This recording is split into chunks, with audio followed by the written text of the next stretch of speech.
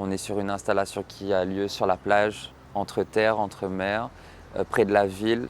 Et on questionne ce rapport qu'ont les humains avec ces infos, ces informations à côté desquelles ils cohabitent. Le son, qui est quand même essentiel, c'est l'élément dans lequel on évolue, qui a servi de métronome en fait, énormément pour ma création, et également pour les parties création vidéo, de fait également. Et effectivement, la lumière après fait le lien dans la partie déambulation dont on parlait.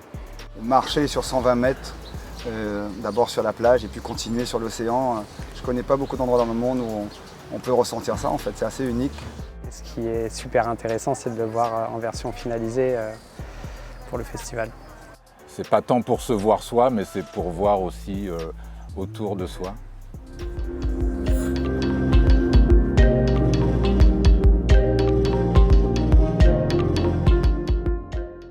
C'est un élément architectural qui s'impose de lui-même. Je veux dire, tout le monde qui vient à Saint-Paul vient sur ce ponton. Ce qui m'a beaucoup plu dans ce projet du ponton, du débarcadère, c'était le rapport aux éléments aussi. Donc le sable, l'olivine, au départ, qui m'a beaucoup attiré en tant que matière.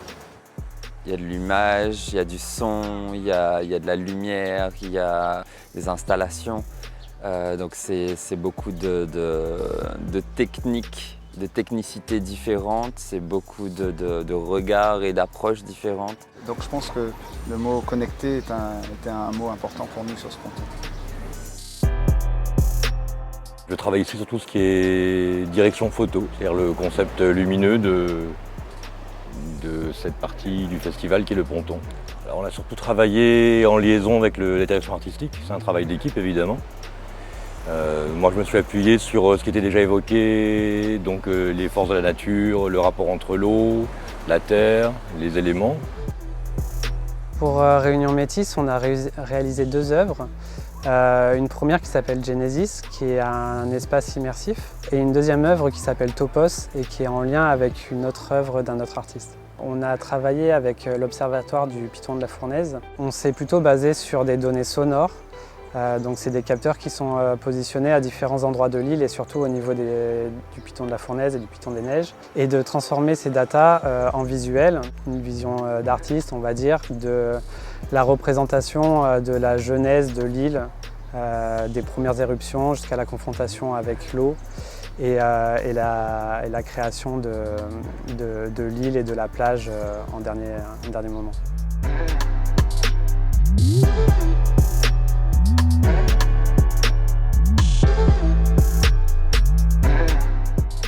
Territoire miroir, c'est, je pense, un titre intéressant parce qu'on a eu la chance que ça soit un territoire vierge. Il n'y a pas eu d'extermination de population, il n'y a pas eu de génocide, comme c'est le cas dans beaucoup d'autres lieux. Et donc les Réunionnais revendiquent leur territoire, donc ce mot il est important. J'ai l'impression que ce petit rocher est souvent mis en miroir du vivre ensemble. Beaucoup de gens s'intéressent à notre mode de vie. Et voilà, on est peut-être le reflet d'un certain vivre ensemble. Donc j'ai trouvé ce titre intéressant.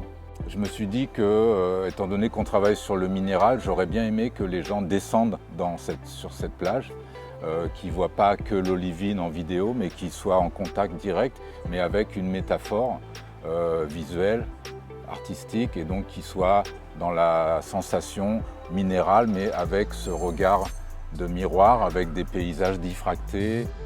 Je pense qu'on a très hâte de voir le public, venir compléter l'œuvre du festival. Un certain trac, une certaine fébrilité, je pense que ça ira très très bien dimanche soir.